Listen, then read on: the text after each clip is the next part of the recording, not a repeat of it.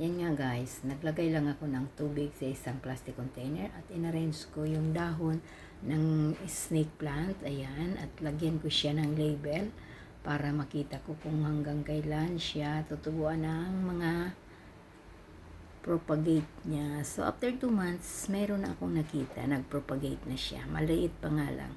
At nilagay ko lang isa-isang part ng bahay para mahanginan. At ayan, after 2 months, mayroon na po siyang tubo. Nagpropagate na pero maliit pa nga lang. After 3 months again, mas lumaki na siya. Pwede ko na siya i-transfer sa lupa or sa tubig pa rin sa magandang lalagyan.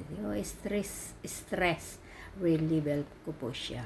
Sa munting bagay na yan, masaya na ako. Kasi na-curious ako. Sabi, tutubuan pa daw yung dahon na yan. So, totoo pala. Kaya, yan, after mahabang trabaho, may stress relief.